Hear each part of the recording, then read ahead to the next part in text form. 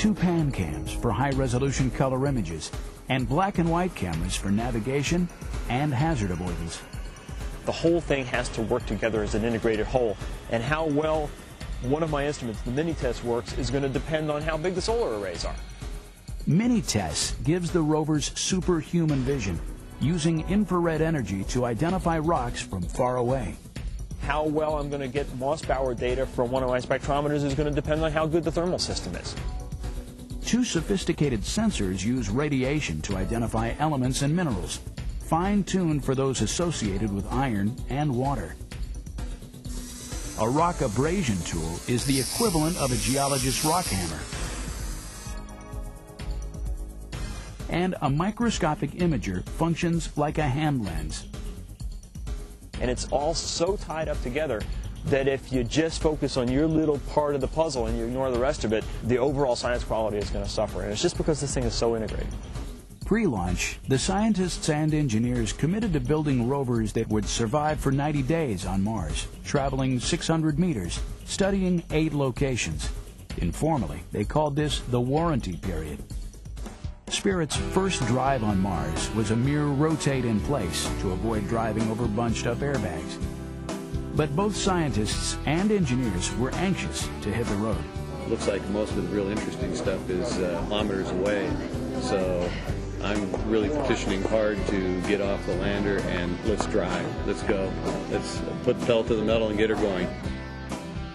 Spirit's drive up to a rock called Adirondack came to a crashing halt with a computer glitch that halted communications for several days before engineers resolved the problem. Well, I think I can say this morning with as much certainty as we can say anything here that our patient is healed. Then the second twin was delivered to Mars. With Spirit recovering and one safe landing behind them, the team were somewhat more relaxed about Opportunity's entry, descent, and landing.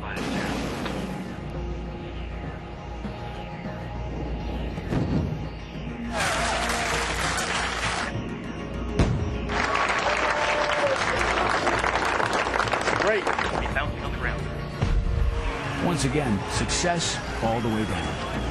As soon as the first images came back, it was clear that Opportunity had scored what one scientist called an interplanetary hole-in-one.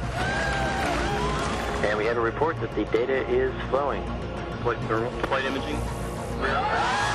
In their very first hours on Mars, members of the science team started seeing sediment, layers, outcrop, features they thought they'd be lucky to find after weeks of travel. This is the sweetest spot I've ever seen. An outcrop. It's definitely an outcrop. Exposed and layered bedrock, never seen on Mars before, but now just meters from the lander, might begin to reveal the history of water at this place and indicate whether it could ever have been habitable. This is a bonus.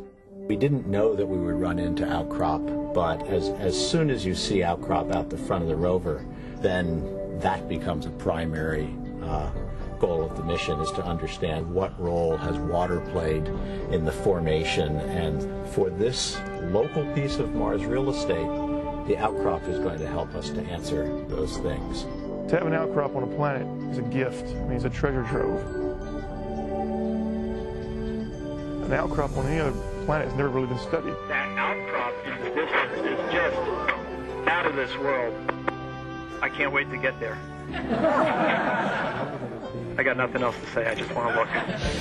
The Opportunity science team spent their first days on Mars trying to figure out exactly what good fortune had given them. You'd see another set of lineaments going. John Grotzinger and Andy Knoll were new to space missions and new to Mars, but both were experienced field geologists on Earth.